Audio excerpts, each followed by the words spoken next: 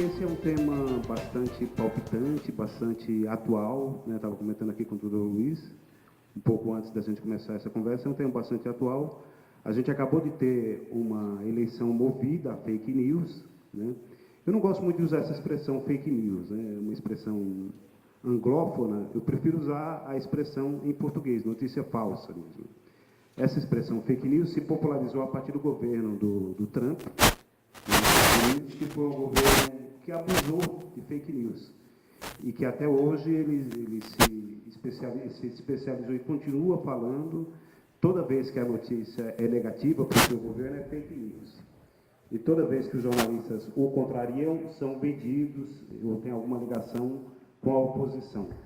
É claro que a gente sabe que no Brasil a gente tem agora um governo que é reflexo dessa história também que se comporta exatamente da mesma forma, né? Sem diferença alguma. Sempre que ele é contrariado, a imprensa é vendida, a imprensa é inimiga, a imprensa é oposição. Então, a boa imprensa é aquela que fala bem de mim, é o que alguns governantes pensam, né? E essa coisa do fake news está muito presente no nosso cotidiano o tempo todo, né? E mesmo quando você é uma pessoa bem informada, você corre o risco de ser envolvido até por questões ideológicas. Sai eventualmente alguma notícia nas redes sociais contra alguém que você não gosta, que você discorda por alguma razão, você tende, por uma questão ideológica, a replicar essa informação. Quer dizer, e essa coisa do fake news, essa coisa da notícia falsa, melhor dizendo, ela é muito antiga. A primeira vez que se falou em fake news foi lá pelo século XIX. Mas, na verdade, quando a gente fala de notícia falsa, ela está presente na história da humanidade desde seus primórdios. A informação é uma arma, eventualmente. Ela pode ser usada com propósitos bélicos, né? A gente lembra do Marco Antônio, que quando se matou é porque disseram para ele, Marco Antônio, imperador romano, disseram para ele que sua amante Cleópatra tinha morrido. E aí ele se matou por causa disso. Na Segunda Guerra Mundial tem um episódio famoso em que os americanos, os aliados, iam invadir a Itália, o famoso episódio do dia D em 1944, e aí o que fizeram os especialistas em informação e contra-informação? Jogaram no mar o corpo de um soldado morto, e esse soldado, naturalmente morto, claro, ele foi jogado no mar, né? Esse soldado estava vestido como se fosse um estafete, e ele levava informações pretensamente sigilosas escondidas numa mochila. Esse corpo foi resgatado na praia da Normandia pelos nazistas, o código foi decodificado e o Hitler chegou à conclusão que os aliados iam invadir a Itália e a França pela região de Pas-de-Calais, que fica aproximadamente 80 a 100 quilômetros ao norte do lugar onde eles efetivamente invadiram. Então, o que fez o Hitler? Reforçou suas defesas naquele lugar. Isso era contra-informação. Mesmo alertado por seus espiões que aquilo era uma contra-informação, Hitler preferiu acreditar na sua intuição. Até então ele tinha vencido todas as guerras. Ele não tinha começado a ter o seu exército destroçado pelo Exército Vermelho de Stalin. Então ele confiou na sua intuição e ele reforçou as tropas em Pas-de-Calais. Os aliados atacaram 100 quilômetros antes e a praia estava quase sem proteção. E aí começou efetivamente a derrota do Hitler em um dos aspectos, em um dos lados da guerra. Pelo outro lado, o Exército Vermelho já havia destruído suas formações, as formações nazistas, né? Então, o que acontece? A informação ela pode ser usada como arma. E quando ela é usada como arma, efetivamente ela é muito efetiva, efetivamente ela tem força. Então, essa coisa de notícia falsa, ela permeia a história da humanidade, sempre esteve presente. Por que a gente fala mais e a gente usa mais essa expressão fake news nos dias de hoje? Porque a gente tem hoje algo que não tínhamos até alguns anos. A gente tem as redes sociais, notadamente no caso brasileiro o WhatsApp, que foi muito usado para disseminação de notícias falsas, ou notícias verdadeiras que tenham viés de falsidade, tenham uma foto que seja fora de contexto, tenham informação que seja descontextualizada. Então, simplesmente, isso passou a ser usado e agora disseminado para milhões de pessoas. Uma recente pesquisa do MIT, americano, demonstrou que uma notícia falsa ela pode ser replicada, ela tem uma chance de 70% maior de ser replicada do que uma notícia verdadeira. E nós vivemos num mundo de imagens hoje, em que as pessoas tendem a acreditar naquilo que tem uma informação, naquilo que seja mais espetacular. E já se constatou que quem espalha mais notícia falsa são os mais velhos, mais conservadores, pouco afeito a fazer checagem. E aí o que acontece? Essa coisa se dissemina. Aconteceu muito isso na última campanha eleitoral, a gente viu uma disseminação incrível. Eu mesmo recebi uma quantidade enorme de falsas notícias, mas uma quantidade enorme mesmo. Eu faço questão de manter esses canais abertos, pessoas que não me conhecem, mas mandam para mim, eu mantenho, não bloqueio essas pessoas, eu mantenho os canais abertos, porque eu quero saber o que está se passando. Então, as notícias eram as mais esdrúxulas que vocês possam imaginar. Eu recebi aquela famosa história da mamadeira que seria usada para tornar as crianças homossexuais. Eu recebi essa história. É fato, eu achei que depois, em algum momento, alguém comentou comigo que era piada, que não existisse, mas existiu mesmo. Então, eu recebi essa coisa, recebi muitas outras, e a gente lembra que essa história do WhatsApp já causou mortes, né? Teve o caso de uma dona de casa aqui no Guarujá que foi morta, foi espancada, foi morta violentamente, foi linchada, porque alguém disse que ela estaria sequestrando crianças, que ela estaria ligada a questões ligadas à bruxaria, magia negra. Teve um caso parecido no México, numa pequena cidade do México, em que 2 cidadãos foram linchados e queimados na delegacia da cidade. A acusação era de tráfico de crianças. Houve um caso parecido em Bangladesh. Vejam que todos esses países, Brasil, Bangladesh, México, Índia, todos têm mais ou menos o mesmo perfil. São países em desenvolvimento, alguns países pobres, países que as pessoas têm hoje bastante acesso à internet, ou pelo menos um acesso razoável, e países que as pessoas são muito mais crédulas, tendem a acreditar nessas sandices que passam aí pelas redes sociais. Então, essas coisas são viralizadas, como se chama hoje, e alcançam uma população gigantesca, naturalmente muito menor do que em outros momentos, quando a coisa era de boca a boca. Mas eu trabalhei no Estadão, no Jornal do Estado de São Paulo, durante muitos anos, trabalhei com vários amigos que eram do jornal Notícias Populares, poucos de vocês conhecem, mas que eu fui no jornal Espreme Sai Sangue, era um jornal popular, e que disseminavam notícias falsas. A gente está falando dos anos 80, anos 90, período que eu acompanhei bem esse jornal, que era um jornal popular, baseado nos 3 Bs, né? O famoso BBB, é o bala, bola e bunda, né?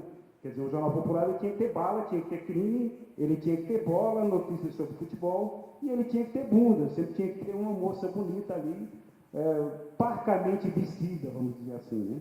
Era o jornal popular, né? Claro que existia o jornal popular minimamente mais sério, eu trabalhei num desses jornais populares minimamente mais sério, que era o Diário Popular, um jornal popular sem ser popularesco, e tinham notícias populares, que esse eles prendem e sai sangue mesmo, né? E eu falei com um amigo que ele foi o sujeito que criou, ele foi até entrevistado recentemente pela BBC para um documentário sobre fake news, ele que criou o bebê diabo.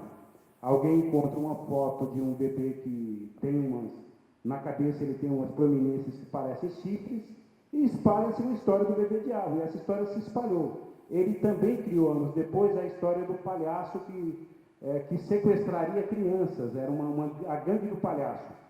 Um grupo de palhaços, pessoas vestidas de palhaços que circulavam numa perua Kombi e que sequestrariam crianças, e essas crianças seriam levadas para algum lugar no qual seriam tirados seus órgãos, para vender para pessoas ricas.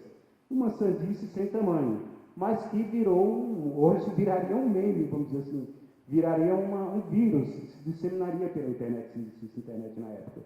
E eles mantiveram durante muito tempo, durante vários meses, essa história. Só acabou quando? Quando começaram a aparecer palhaços agredidos. Um palhaço que estava fazendo show, ele pegou sua perua, foi saindo do show, encontrou um grupo de pessoas na frente que o agrediram, falaram que ele era da gangue do palhaço. Aí eles tiveram que pedir para um grupo de palhaços, chegou lá na Folha e começou a ter muitos relatos de agressão contra os palhaços. E eles tiveram que desmentir essa história. Mas como vai desmentir? Pedir para a polícia desmentir? Ninguém acredita na polícia, é bobagem. eles pediram para o Gil Gomes. Gil Gomes era um jornalista policial que tinha um programa muito ouvido no rádio na época, que era um cara sério, não era um picareta, né? O programa desmentiu que existisse a gangue do palhaço, né? A polícia nem acreditaria. No Gil Gomes todo mundo acreditou. Então, quer dizer, essa coisa de notícias falsas a gente pode dizer que a história do fake news vem desde o século XIX, mas notícias falsas, a gente fala notícias falsas desde que a humanidade existe, mas hoje isso assume um peso muito maior por causa da presença das redes sociais e dessa sociedade visual que a gente vive, que as pessoas tendem a se informar muito pouco. A gente vê assim, as pessoas com excesso de informação, as pessoas recebem muita informação, a quantidade de informação que uma criança recebe hoje, outro dia houve uma pesquisa nesse sentido, é equivalente ao que um idoso do século XIX receberia. A criança recebe em 6 meses aquilo que o idoso receberia sua vida inteira, possivelmente, os seus 80 anos de vida. No entanto, o que acontece com essa informação? Ela é desqualificada, ela vem em pedaços, ela vem toda fragmentada. Então as pessoas não conseguem juntar um todo coerente, é muita informação.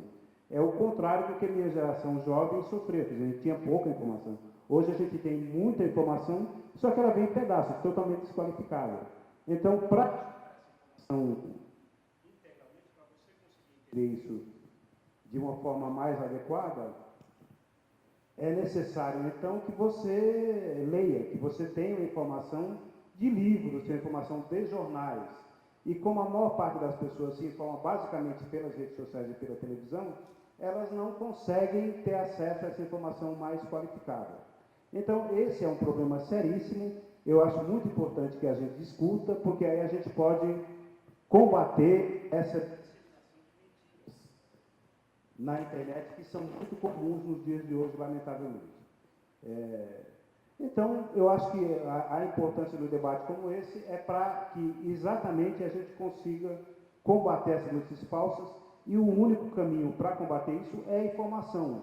Informação qualificada, informação checada. Hoje a gente tem várias agências do chamado fact-checking. Eu também não gosto da expressão inglesa, né? A gente chamava isso, já existia também agências de checagem.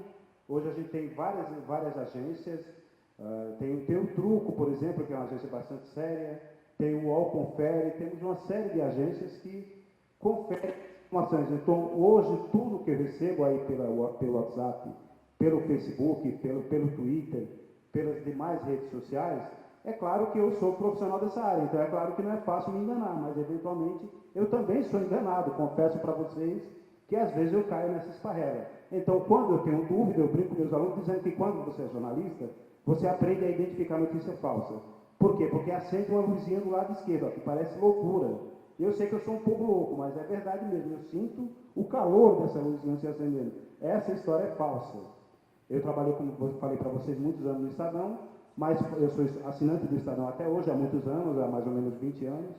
E outro dia eu recebi uma notícia no Estadão, no Caderno Internacional do Estadão, um caderno respeitado, de um jornal respeitado, saiu uma história que eu olhei e falei, nossa, mas que estranha, era uma história de golfinhos assassinos. Golfinhos são os animais mais inteligentes, os peixes mais inteligentes, talvez os animais mais inteligentes da natureza, né? Então a história era a seguinte, alguns golfinhos assassinos que viveriam na Ucrânia, no tempo da Guerra Fria, eram treinados para explodir navios.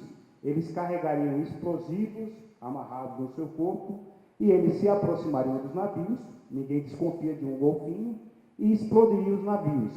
Quando eu vi essa história publicada no Estadão, eu falei, nossa, isso parece mentira, parece fake news, parece notícia falsa. Eu falei, puxa vida, mas está aqui publicado no Estadão.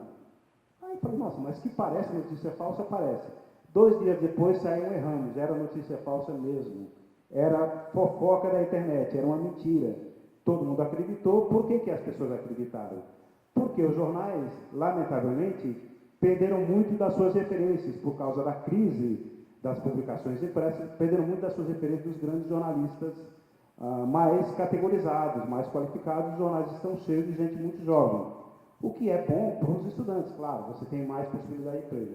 É ruim para a informação em si, é ruim para a democracia, porque aí você vai ter pessoas que não têm aquela experiência do passado e que não conseguem diferenciar o que é verdade do que é mentira. Né? Então, a coisa fica meio complicada. A gente perdeu nos jornais hoje, nos jornais impressos, a gente tinha uma quantidade interessante de jovens jornalistas entrando, tinha os velhos jornalistas muito experientes, aos quais nós recorríamos quando tínhamos dúvidas, e tínhamos um cidadão intermediário de meia idade, que não era tão jovem assim, mas que era uma referência da redação, porque ele era uma referência para os jovens. Eu fiquei muitas vezes nesse papel. Não era dos mais velhos, mas também não era jovem mais.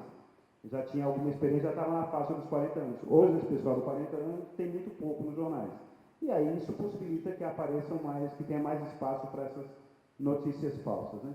Mas eu acho que com a disseminação das agências, com a preocupação com essas questões, com um debate na sociedade como esse, a gente tem condições de combater essas fake news ou notícias falsas.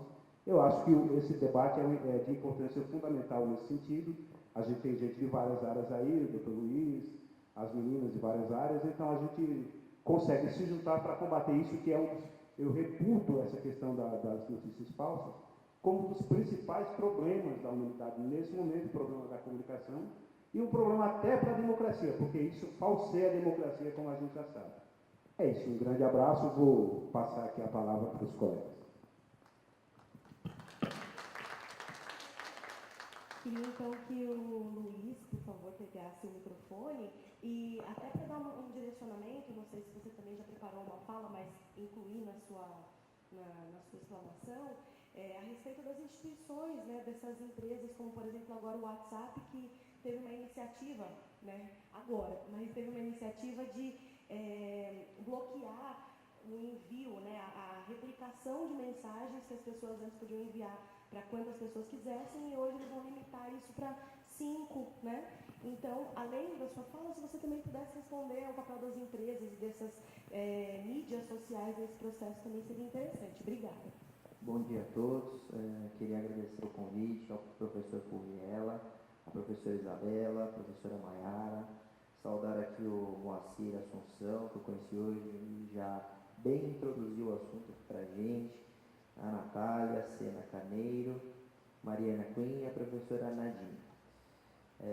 Eu, coincidentemente, já iria falar um pouquinho sobre a responsabilidade das empresas de tecnologia e, na verdade, o WhatsApp, ano passado, já tinha limitado esse encaminhamento para 20 pessoas na época das eleições. E agora, ontem, diminuiu para 5. Eu como profissional, eu acho que não resolve muito. Até eu quase escrevi sobre isso ontem, falando que seria uma medida para preguiçosos, né?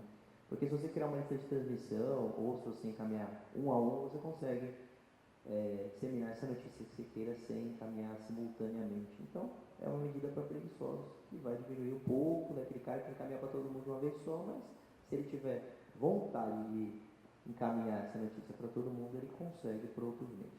Para começar, eu trouxe alguns dados de uma pesquisa interessante, porque o Moacir já falou que começa a se falar em fake news em 2016 com o Trump. E preocupou no Brasil em 2018. E aí eu comecei a refletir, eu falei, poxa, resultado das eleições houveram fake news que interferiram, que atrapalharam as eleições? E uma fake news que eu lembro que foi importante, na verdade eu lembro de duas, uma no governo federal e uma no estado aqui. A do governo federal que eu lembrei foi no dia seguinte do primeiro turno, viralizou pelo WhatsApp uma notícia que as urnas eram fraudadas. Você apertava o número 1 e ele completava com o número 3 ou com o 7, que seria o Haddad e o Bolsonaro. Né? E isso é uma pesquisa que 93% dos eleitores do Bolsonaro entrevistados viram essa fraude, receberam por WhatsApp esse vídeo, e 74% acreditou que a urna era fraudada. Isso, óbvio, é fake news, foi comprovado. As urnas, ao meu ver, são seguras. Claro que uma ou outra pode dar um problema, ou eventualmente ser fraudada, mas é impossível você fraudar grande parte das urnas, ou a ponto de interferir no resultado de uma eleição federal. Então, aqui é um dado de 74% dessas 93 pessoas ouvidas, que receberam, né, acreditaram que as eleições poderiam ser fraudadas. Isso é sério, porque é uma fake news que coloca em xeque todo o TSE, Tribunal Superior Eleitoral. Outra pesquisa interessante, que foi ouvida 1.032 pessoas da classe A, B e C pela empresa Toluna no dia 3 de outubro do ano passado, nas eleições, e que falaram que 30% dos entrevistados dizem achar bom que o candidato use a propagação de notícias falsas em sua campanha. Quando eu vi essa notícia, essa pesquisa me assustou, eu achei um absurdo que de 1.032 pessoas de todas as classes, ou da maioria delas, 30% acha importante a utilização de fake news. Então isso demonstra o quão importante é o papel aqui hoje da FMU, deste debate, e cada vez mais falar de fake news, porque não se acaba a questão das fake news com a campanha. Isso nós temos casos concretos no escritório, que uma empresa usa fake news contra outra, uma concorrente. O caso concreto é que são duas empresas que produzem festas de formatura, e uma concorrente falou que um dos funcionários da outra empresa furtava valores da comissão de formatura. É uma acusação criminal muito séria. Para nós é fake news, que o nosso cliente é a empresa vítima e efetivamente não há comprovação que o funcionário furtaria qualquer coisa. Então, não só no âmbito eleitoral, mas também no dia a dia nós teremos fake news, empresas concorrentes podendo usar uma contra a outra. E no âmbito do governo do Estado, que eu pulei, a fake news que eu lembrei foi o caso do João Dória. Quem recebeu o vídeo do João Dória? Lembra, professor? João Dória, eventualmente numa orgia, um vídeo absurdo. Até hoje não se sabe se efetivamente é uma fake news ou não, mas nós acreditamos no nosso governador que falou que era fake news, e uma das perícias afirmou que se tratava de uma fake news, a outra no dia seguinte falou que era verdadeira. Até hoje nós não sabemos a resposta, mas acreditamos que se tratava de uma fake news. Bom, trazendo essa pesquisa, eu trouxe, achei importante, para a gente entender como é fácil ser enganado com uma fake news ou desacreditar uma notícia na internet. Eu trouxe uma notícia muito bizarra que outro dia eu tive que conferir. Eu recebi essa notícia, tive que conferir, ela viralizou na internet, porque eu achei que era fake news e não era. A notícia era que a cidade do Rio de Janeiro aprovou o Dia do Servidor Público bonito esteticamente. Essa notícia era verdadeira, não era fake news. Então também há aberrações que não são sátiras, que são verdadeiras e que criam essa dúvida. Ou seja, o Moacir já resumiu bem aqui, depende da gente conferir essa informação em portais de credibilidade ou no próprio Jornal TV. Outra notícia, essa falsa, mas também viralizou, fake news, um exemplo: água gelada fecha veias do coração, cria problemas no fígado e causa câncer no estômago. Fake news. E fake news, eu achei legal trazer essas notícias diferentes, porque eu tinha um monte de exemplo na política. Ano passado eu dei um monte de palestra com o viés focado a palestra no âmbito eleitoral. Então, como esse ano já passou as eleições, a gente tem que entender que as fake news também são importantes nesta época, e por isso que eu trouxe notícias que não tem nada a ver com política.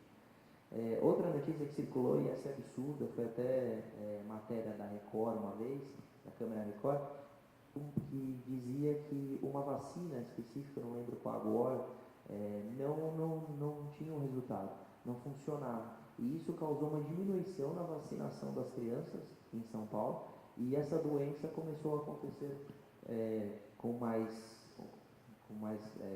forma mais comum, e graças a uma fake news, os pais estavam deixando de vacinar os seus filhos. Isso é muito sério, e por isso eu trouxe esse exemplo. Ou seja, temos que ter cuidado com as fake news em todos os âmbitos e todos os polos. Ano passado eu recebi um áudio no WhatsApp, não sei se vocês receberam, vocês lembram, do padre Marcelo Rossi apoiando o Bolsonaro. Alguém recebeu esse áudio? Esse foi interessante porque normalmente as fake news são notícias que qualquer um pode escrever e viralizar como falso. Do padre Marcelo era muito interessante porque alguém genial achou um cara que tinha voz muito parecida com o padre Marcelo, e ele resolveu utilizar isso para influenciar na campanha. E aí esse cara, que imitava muito bem o padre Marcelo, gravou um áudio apoiando o Bolsonaro, falando: estou aqui, eu apoio o Bolsonaro, é o melhor candidato. Isso viralizou mesmo na internet, a ponto de o padre Marcelo ter que gravar um vídeo, ele mesmo, falando: não sou eu, a voz não é minha, eu não falo de política. Isso é uma notícia interessante, porque nem toda fake news é a notícia escrita. Pode ser um áudio, e com a questão do João Dória, a gente viu que pode ser um vídeo que, quando vazado, ele falou que se tratava de uma máscara digital. Na minha palestra eu trago o exemplo. É perfeito, é assustador a máscara digital. Então a gente pega um rapaz muito parecido e coloca com essa com a edição de imagem um rosto que é idêntico, por exemplo, do Trump, do Obama, do João Dória, que seja, e você amanhã poderá ser enganada por uma notícia que vem com um vídeo corroborando. Então, cada vez mais é assustador a questão das fake news.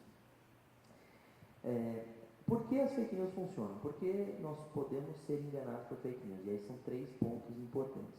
O primeiro é que normalmente, eventualmente, nós podemos receber por conhecidos. Nossos pais podem mandar uma notícia sem verificar e seu grau de desconfiança diminui. Fala, poxa, minha mãe está mandando isso aqui, eu vou acreditar, o grupo da família, né? Então tem a ser recebido por conhecidos. O segundo ponto é o viés de confirmação. Quando começou a estudar fake news lá com Trump em 2016 e efetivamente usaram muito na campanha, viram que era melhor você corroborar uma opinião do que você destruir outra pessoa. Então é melhor eu fazer uma fake news que eu concorde com você do que eu falar mal do outro candidato. É melhor então eu como candidato ter uma notícia falsa que eu concordo com a sua opinião do que eu falar mal do concorrente. E aí vem a questão dos algoritmos do Facebook. Como funciona esse viés de confirmação? Hoje as redes sociais vão coletando e formando seu perfil digital. Tudo que você curte, compartilha, escreve, até em seus e-mails, quem usa Gmail e não sabe, quando você aceita o termo de responsabilidade, o termo de uso, você autoriza uma máquina a ler todos os seus e-mails. E ali, quando, por exemplo, você mandar um e-mail falando, estou pensando em viajar para a Argentina, os sites vão começar a te oferecer viagens e hotéis e passagens aéreas da Argentina, porque tem alguém que está lendo aquilo. E essa informação que antes era usada para venda, então para te direcionar alguma venda, hoje é usada para te direcionar alguma mentira. Vem a Cambridge Analytica, ano passado, é uma empresa que usou dentro do Facebook. Quem já viu no Facebook, que ator hollywoodiano você parece, como você vai aparecer daqui a 40 anos? Alguns desses aplicativos que você testava, como você vai aparecer, ou com quem você parece, eram exclusivamente para furtar dados do seu perfil digital. E aí foi vendido isso. Isso foi um escândalo no passado. O Facebook desvalorizou 1 bilhão. E eles pegaram todas as informações. Então a partir do momento que eu sei o seu perfil digital, eu sei que você gosta de cachorro, por exemplo. E aí eu venho como candidato, contrato uma empresa para divulgar uma fake news, falando que eu gosto também de cachorro, que eu vou fazer uma política totalmente a favor dos cachorros, etc. Só que para o indivíduo que está do seu lado, com o smartphone, que não gosta de cachorro, vai receber uma notícia minha falando que eu não gosto de cachorro. Então é muito mais fácil você concordar com aquela pessoa e ela se sentindo importante, porque o candidato concorda com ela, a chance disso ser compartilhada é maior. Por isso que o viés de confirmação, junto com a questão dos algoritmos do Facebook e Google, foram muito debatidos com relação às fake news, e isso gerou até a Lei Geral de Proteção de Dados, que vai entrar em vigor em 2020, que começou a delimitar o que as empresas podem fazer e como elas devem armazenar esses dados, porque não necessariamente elas vendem, mas pode ser vazado sem querer, pode ser invadido. Então a Lei Geral de Proteção de Dados vai trazer já trouxe, né, e quando entrar em vigor vai obrigar essas empresas a terem cuidado com os nossos dados, que hoje valem muito dinheiro. Por exemplo, você vai na farmácia e por que você, só dando seu CPF você tem desconto? Porque a empresa farmacêutica tem interesse em saber quantas vezes você fica doente, que tipo de medicamento você usa, todos os dias, todos os meses, porque isso vale dinheiro. Nos Estados Unidos, se eu não me engano, vale 40 cents por pessoa nosso perfil de questão de consumo de medicamentos, porque as empresas querem saber o que nós gostamos de fazer, onde nós gostamos de ir, o cartão de crédito. Tem pessoas que dizem que até as nossas compras são controladas, e aí eles fazem um perfil, por exemplo, você almoça todo dia aqui perto da FMU, passa o cartão, então essa empresa que comprar esses dados vai saber que você gosta de comer ali naquela empresa, gosta de comer ali naquele restaurante, esse tipo de comida, isso vale dinheiro no âmbito digital e com as empresas de tecnologia. Agora entrando, quase respondendo já a pergunta da professora, começou a se falar no passado da criminalização. Então, já que nós temos o problema das fake news, vamos criminalizar, vamos começar a usar o direito penal para punir essas pessoas que compartilham notícias falsas. Normalmente, nós já temos a previsão. Então, os exemplos que eu dei, os exemplos utilizados na campanha no passado, já configuravam algum crime, difamação, injúria, calúnia. No caso do João Dória, o vazamento, como não era ele, foi difamação. Mas se fosse ele mesmo, seria aquele novo crime da lei de importunação sexual, que hoje quem compartilha pelas redes sociais vídeo de terceiro que contém a nudez comete crime. Está no 218C do Código Penal, que é esse novo crime da lei de importunação sexual, 13.718. E eu fui contra. Eu me posicionei desde a primeira vez que não vamos criminalizar todas as mentiras em geral, quem compartilha mentira, quem cometer crime. Na verdade, não acho que resolva, não acho que essa seja a solução. Você criminalizar as fake news em geral, compartilhar fake news vai responder processo crime, eu não acho que as pessoas terão mais cuidado. Agora, podemos usar o direito civil, a pessoa que compartilhou uma notícia falsa vai ter que ressarcir o dano, vai ter que pagar. Muito melhor pegar no bolso do que pôr eventualmente essa pessoa na cadeia porque compartilhou uma mentira. Então eu fui contra a criminalização em geral das fake news, desde que ela já não configure algum crime que nós já conhecemos e já é previsto. E aí, respondendo, a solução que eu dava, já encerrando também, a solução que eu dava era essa. Eu falava, não, eu penso que nós não devemos usar o legislador, o legislativo, para diminuir essa conduta. Nós dependemos do apoio das redes sociais. Governo, né, eu elencar em 3 pontos. Primeiro, o apoio das instituições públicas. Governo federal, governo estadual, a prefeitura, que informe a população, por meio de cartilhas, de eventos, demonstrar a todos os perigos, exatamente o que a gente está fazendo aqui agora, e a FMU está cumprindo seu papel. As empresas de tecnologia, respondendo a pergunta da professora, tem um papel essencial, para mim o mais importante. Esta iniciativa do WhatsApp não resolve? Não. É contra apenas, na minha opinião, contra os preguiçosos? Mas é uma iniciativa, significa que o WhatsApp está preocupado, está tentando de alguma maneira controlar, até porque nós temos a questão da liberdade de expressão, eles não podem começar a analisar o que você escreve, analisar o que você está encaminhando e bloquear. Isso seria um absurdo, até porque a conversa no WhatsApp é criptografada, então eles não têm acesso ao conteúdo. Mas é importante. O Facebook também se mobilizou? Se mobilizou. O Facebook começou a remover notícias falsas do ar. Vocês devem se lembrar no passado, o MBL fez um escândalo, porque tiraram um monte de perfis e páginas do ar, falando que eram páginas fakes para compartilhamento de fake news. Isso é uma iniciativa do Facebook excelente. Então, essas iniciativas são muito boas, porque as redes sociais têm contato direto com cada um de nós. Eu dou, para mim, o maior exemplo de como é importante esse papel. Eu escrevi, falei muito na época daquele jogo Baleia Azul, que os jovens estavam cometendo suicídio quase um jogo. E aí o Instagram, quando você colocava a hashtag Baleia Azul, na hora aparecia um pop-up falando, quer conversar, procura um especialista, quase como uma autoajuda ali da rede social, uma iniciativa direta, assim que você usava o hashtag. Isso é muito importante, porque às vezes o ponto, a diferença entre alguém cometer suicídio ou não é exatamente esse contato. Então as redes sociais têm um papel importantíssimo, para mim o mais importante em relação a esses 3 pontos. Estado, rede social e o terceiro é o papel de cada um de nós. Claro, ela vem utilizando esses algoritmos, então vem direcionada, com link patrocinado, impulsionado, mas também viraliza no WhatsApp por causa de encaminhamento pessoal de cada um. Se todo mundo fizer, como você falou, e que a gente reiterou tanto no passado, confirmar a informação de compartilhar, ter certeza, e se não houver certeza, não compartilhe. O único meio que se exime de responsabilidade é não compartilhando. Então, um bom jeito de diminuir as fake news também é esse terceiro papel, que é o cada um de nós conferindo a informação, não compartilhando em caso de dúvida.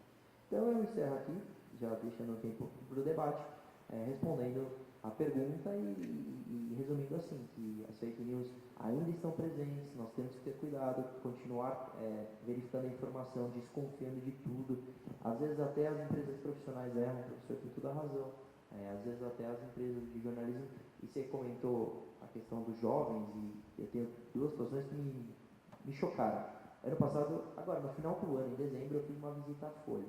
E eu fui na redação e são meninos que estão trabalhando nesses jornais hoje, cada vez mais, não são grandes âncoras e pessoas com muita experiência que estão trabalhando na imprensa. Cada vez mais os jornalistas são muito jovens. E, claro, o jovem, por falta de experiência, pode errar. Então, é assustador. E o outro exemplo que eu dei, uma vez o UOL, eu dei uma entrevista com relação à saída temporária da Richthofen no Dia dos Pais. E isso todo ano vem à tona, né? Saída temporária, poxa, mas ela matou os pais e vai sair na saída temporária. E eu falei que, na verdade, é um benefício e ela faz uso, e não necessariamente ela tem que visitar os pais, ela pode fazer um curso, pode viajar dentro do Brasil para conhecer, para encontrar algum familiar próximo. Não necessariamente ela não deve fazer justo porque matou os pais. E isso foi para a capa do UOL. E o jornalista que me entrevistou tinha 22 anos. Foi matéria de capa do UOL. Isso no dia me assustou. Falei, poxa, então um menino de 22 anos tem o poder de ter milhões de acessos a uma notícia. E cada vez mais esta é a tendência. São jovens criando notícias. Por isso o papel importante também das próprias empresas de jornalismo de controlar o seu conteúdo em relação aos seus funcionários. O próprio Danilo Gentili teve um problema com um jornalista que disse que ele era homofóbico, etc. Ele pegou na íntegra a entrevista e pôs no ar, e no final o jornalista foi até demitido. Estava na cara que era parcial. Então é isso, para encerrar, até as empresas como são feitas pelo homem, o homem é falível, como a justiça é, como a notícia é, como tudo que é feito pelo homem é, nós devemos também ter o nosso papel como cidadãos de verificar as notícias. É isso, obrigado pelo convite. Obrigada, Luiz. Eu passo então a palavra para a Mariana agora, que é jornalista e mestre em meios e processos audiovisuais pela ECA USP. Também sei que você já preparou uma fala, provavelmente, mas eu também queria que você incluísse na sua fala. Hoje a gente acredita muito que a questão da pós-verdade é um dos potencializadores desse processo de fake news, que é o quê? A pessoa ela já tem a crença dela e ela precisa de algo para reforçar a crença dela. Então você vai debater com uma pessoa que sabe que aquela notícia não é real, mas ela não quer dizer isso, ela não vai dizer isso porque ela precisa daquele elemento para confirmar o seu posicionamento que já existe. Como que o audiovisual, nesse meio, né, desse processo, ele contribui ou pode, de certa forma, minimizar os efeitos desse processo? Então, ao longo da sua fala, se em algum momento você puder responder, eu agradeço. Obrigada. Obrigada. Alô, alô? Está um pouco falhando, mas vamos lá, né?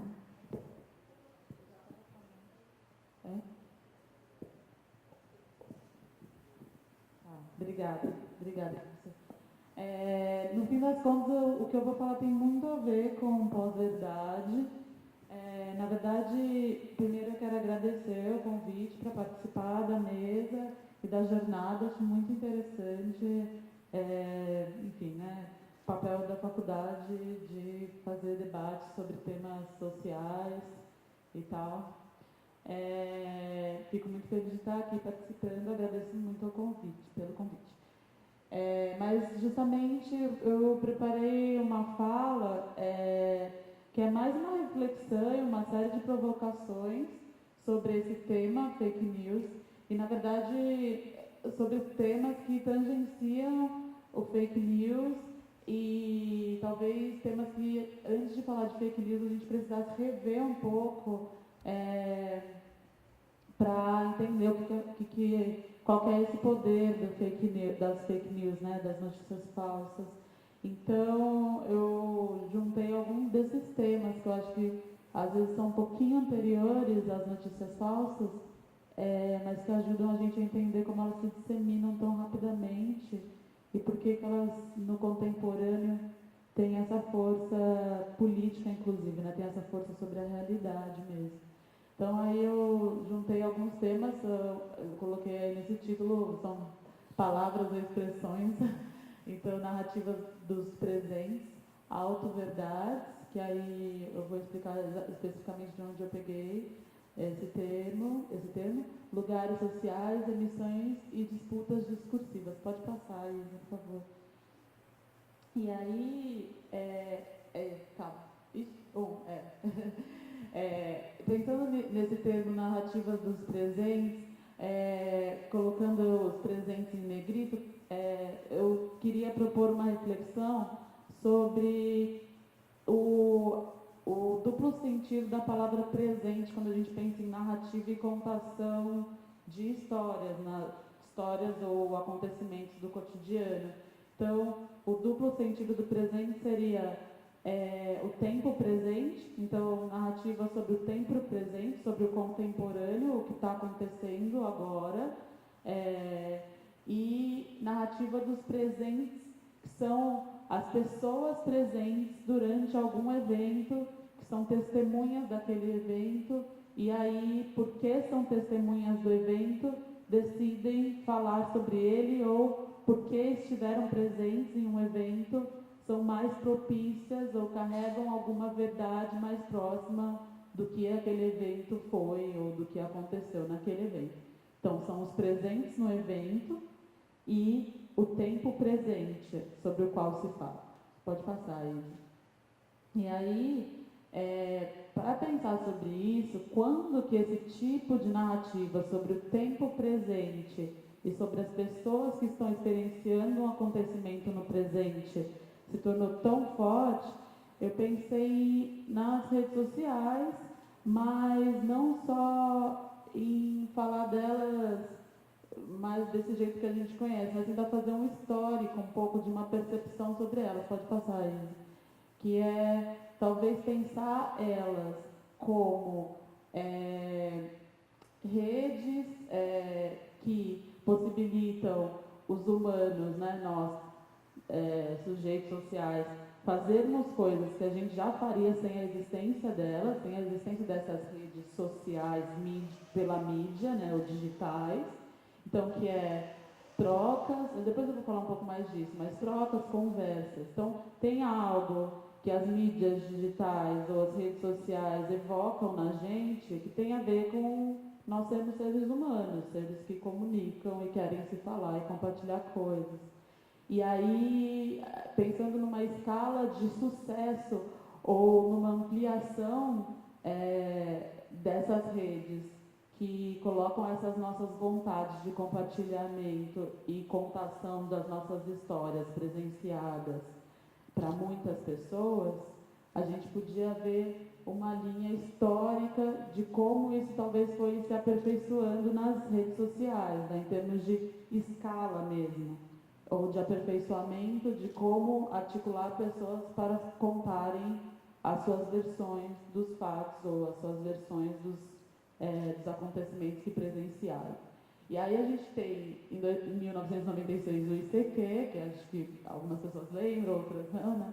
A gente tem, depois de 2002, o LinkedIn, porque essas redes sociais não são brasileiras, né? Elas vão ter um período de chegada ao Brasil que é um pouco pós essas datas, né? Então são as datas de lançamento dessas redes, mas não necessariamente a data de explosão no Brasil ou em países emergentes, como o professor destacou. Aí a gente tem o Orkut em 2004, a gente tem o Facebook em 2004 também, e aí eu acho que o Facebook estoura mesmo no Brasil, pensando assim na minha experiência, mais ou menos em 2008, talvez, quando o Orkut vai decaindo, assim, eu lembro que eu estava entrando na faculdade. Aí a gente tem o YouTube, pode passar, Isa, por favor. Aí a gente tem o Twitter, a gente tem o WhatsApp, a gente tem o Instagram e a gente tem o Pinterest. Eu fiz alguns, tá? Porque é óbvio que, por exemplo, o WhatsApp tem umas outras vertentes, né? Que, enfim, são mais recentes talvez, mas estou pondo algumas das mais conhecidas.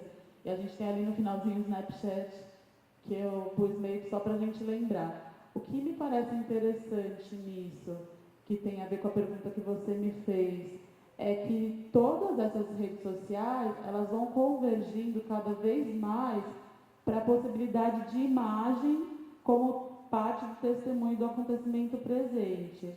Então, o WhatsApp, eu acho que é uma das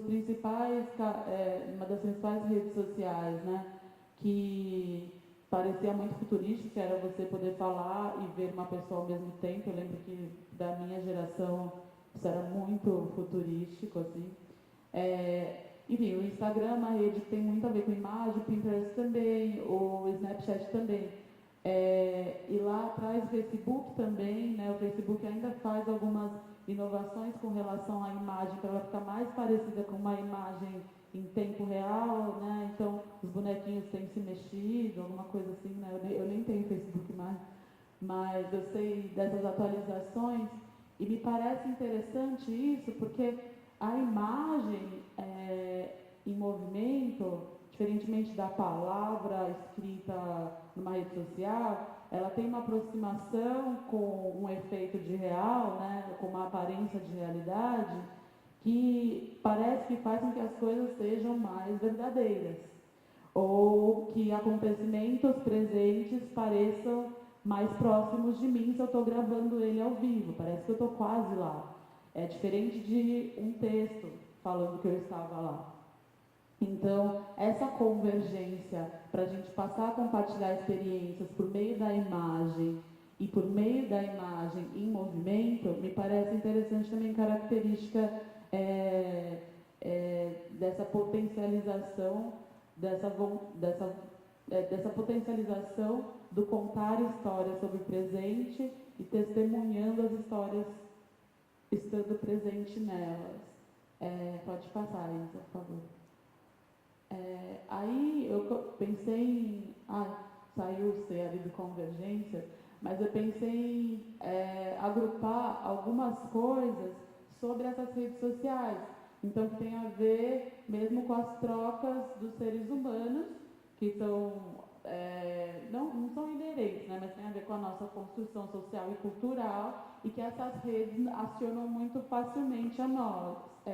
Acionam muito facilmente em nós. Então, trocas, compartilhamentos, interação, conexão de mensagens, de informações, de exposição de ideias, em tempo quase real, em tempo real, instantâneo.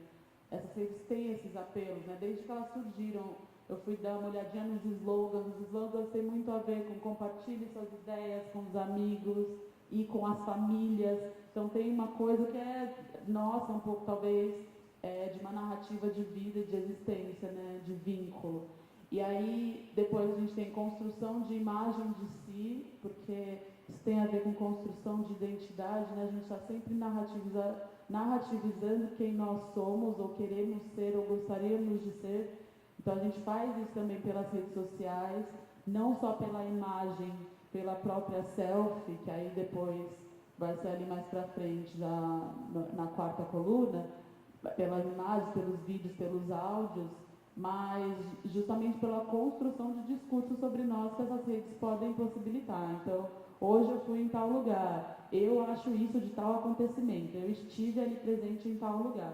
A imagem, o áudio e as fotos, elas tornam isso ainda mais potente, porque parecem aproximar a gente ainda mais da realidade do que um texto, do que a linguagem verbal, por exemplo. Mas aí, para além disso, tem um lance que essas redes sociais trabalham muito, que são os nichos, né? As comunidades e os grupos quase infinitos. Então, enfim, tem comunidades e grupos para praticamente todas as piras que as pessoas têm, né? E isso se forma uma possibilidade infinita de agrupamentos, de sensação de pertencimento. E por último, eu coloquei ali na última coluna os smartphones e os tablets e as smart TVs como agregadoras de tudo isso. Então, a gente vai ter, hoje em dia, né, diferentemente com relação aos computadores, dispositivos que agregam a possibilidade de a gente fazer todas essas comunicações ao mesmo tempo. Estou usando comunicações aqui de um jeito bem livre, tá?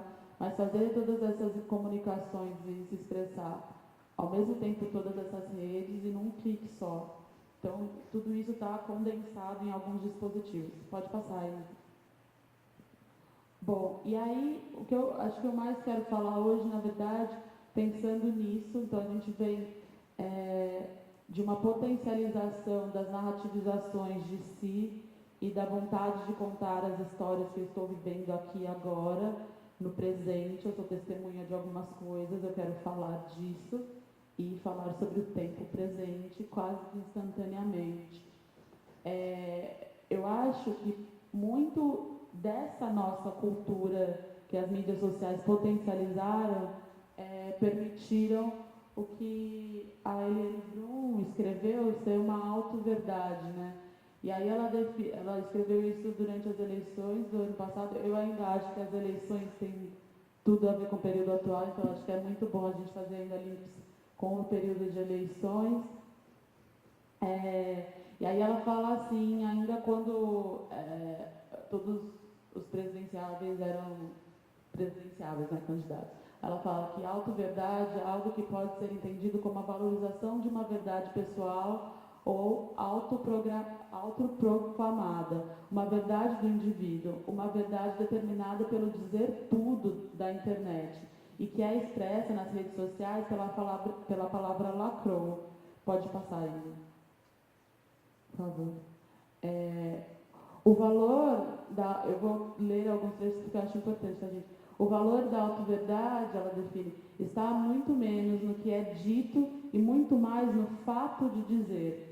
Dizer tudo é o único fato que importa, ou pelo menos é o fato que mais importa. Então, o que ela está falando aqui?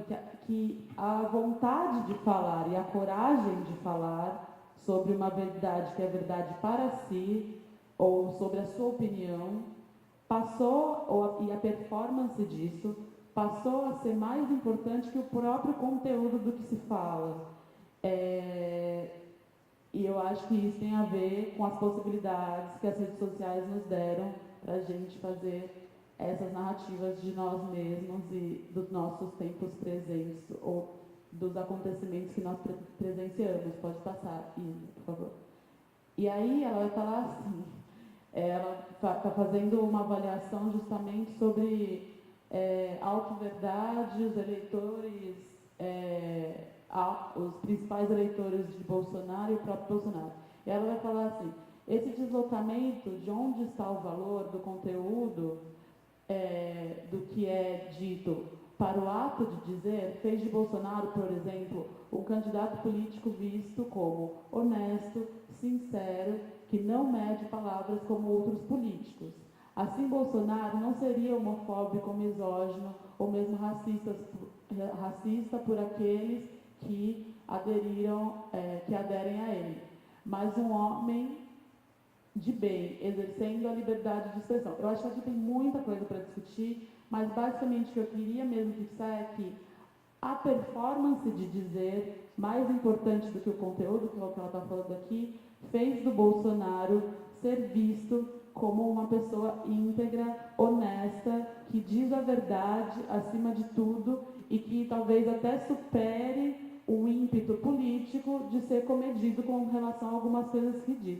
Inclusive, depois desse trecho, ela faz um pouco uma menção ao Ciro Gomes, que também foi tido como um candidato que falava o que pensava e que isso agregou valor à imagem dele durante a candidatura. Pode passar, Isa, por favor.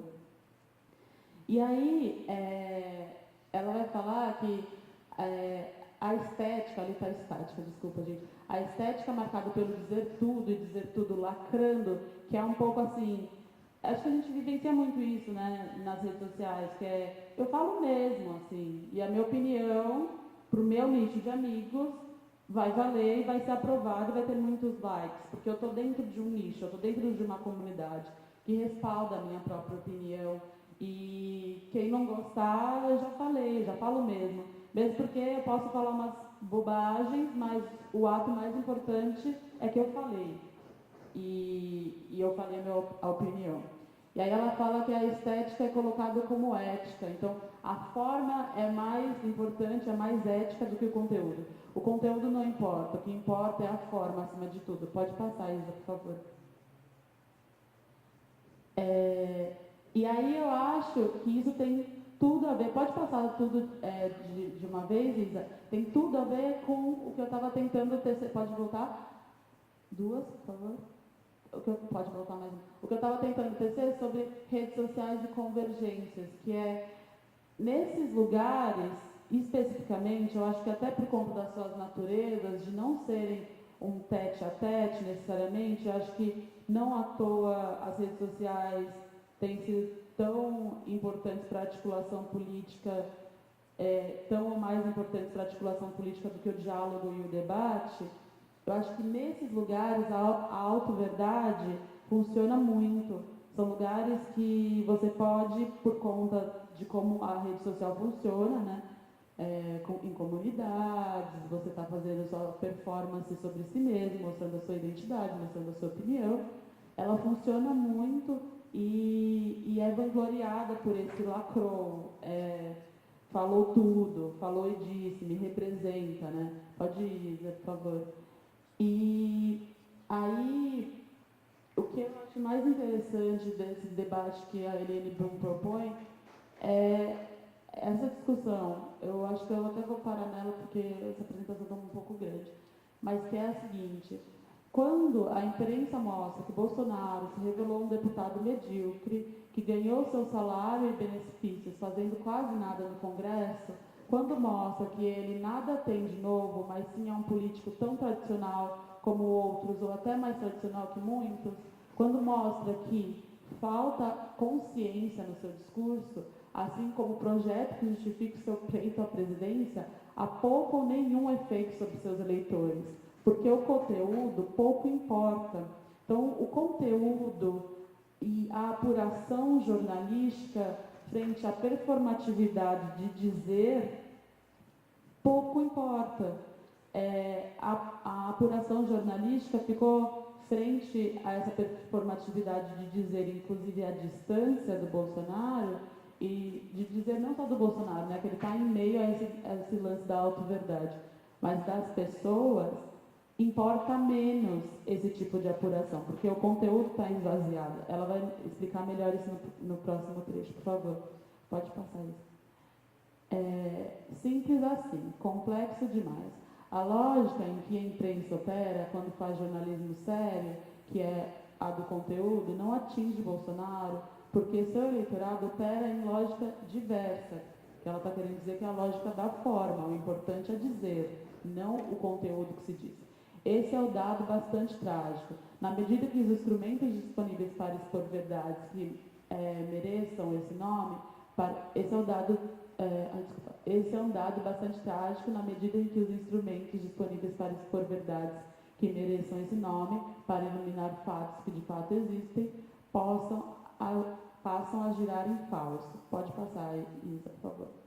E aí, bom, ela vai continuar dizendo que o conteúdo não importa, pode passar, o que importa é a performance. E aí, eu coloquei algumas perguntas que eu acho que a gente tem que se fazer com relação a esse tipo de análise ainda da Eliane Brum. Quando, então, as pessoas estão operando numa outra lógica, que não é a do conteúdo, o conteúdo não vai mais sustentar, porque o que importa é o que ele fala, que ele tem coragem de falar. A performance dele tem mais força do que o conteúdo que ele fala e do que o conteúdo apurado de jornalistas. Tanto que a gente está vendo, enfim, por uma série de questões, a parte da imprensa hegemônica está atacando bastante Bolsonaro, mas ele continua relativamente intacto enquanto imagem, né? Ele é essa pessoa que é tida como honesta, fala o que pensa, é o quase antipolítica, antipolítica correta, antipoliticamente correto, essas coisas. Mas aí eu fico pensando que frente a isso, a Eliane Brum põe muito uma questão que é, frente à performance de falar, não há jornalismo que sustente, não há fato jornalístico, apuração jornalística que se sustente, sendo que o jornalismo tem uma apuração séria. Ocorre que eu acho que tem a ver também, tudo que a gente está vivenciando com a fake news e essa questão da auto-verdade, da pós-verdade, com uma análise que o jornalismo brasileiro faz pouco, que é a questão da imparcialidade, né? O jornalismo brasileiro opera nessa lógica, apesar de ter aí as suas cartas editoriais, estou pensando principalmente em jornais impressos, mas a gente pode pensar também em jornais televisivos, colocam a ideia de que só jornalismo sério faz fato sério e que fato sério é feito de forma imparcial. O que me parece que aconteceu com a auto-verdade? Me parece que é importante proclamar o lugar da onde se fala, então a sua ideologia, como parte da performance de ter coragem de dizer, é valorizada e não desvalorizada.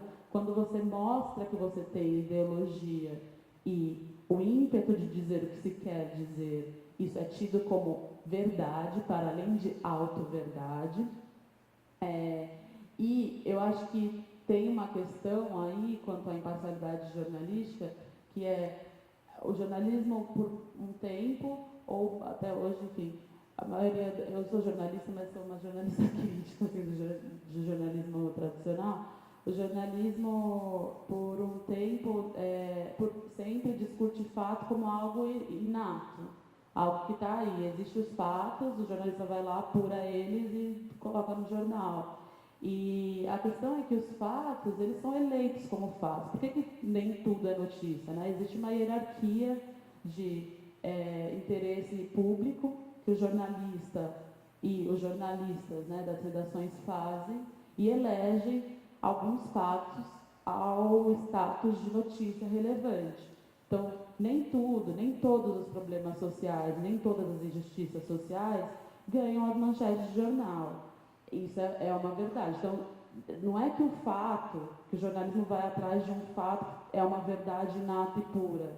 Nós, jornalistas, como alguns teóricos vão dizer, né, os historiadores do presente ou do contemporâneo, elegemos fatos, escolhemos fontes.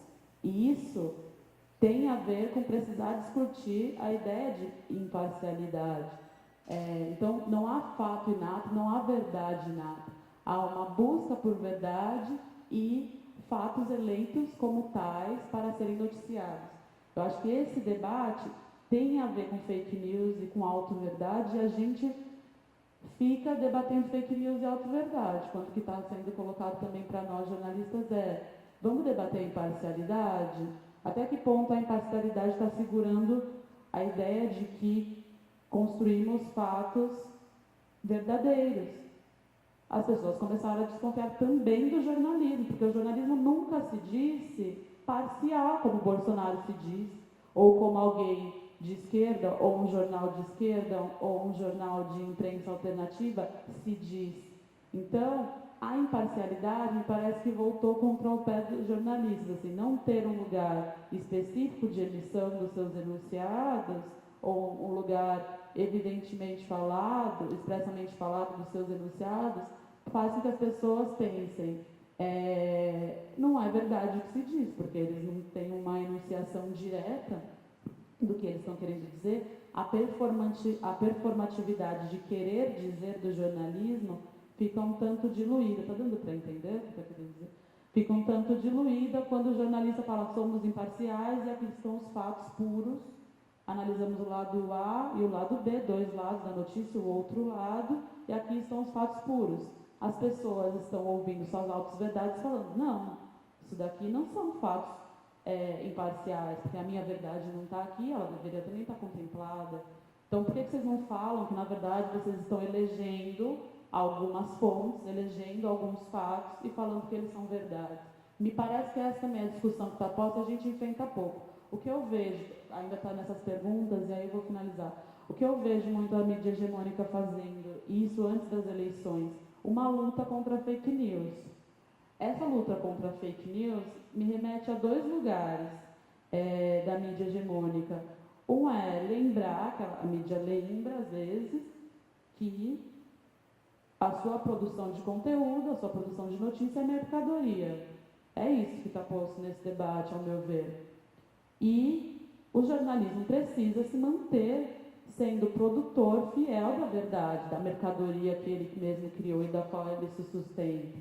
Então, quando eu tenho auto-verdades, jornais alternativos, mídia independente, tudo isso, por algum momento, entrou no mesmo radar da imprensa hegemônica do que as fake news. Em termos de radar, do que eu tenho que combater, de que é mais verdade. Por que eu estou dizendo isso também? Porque muitos dos jornais alternativos vão para um outro lugar de escolha das suas fontes, que a mídia hegemônica não necessariamente segue.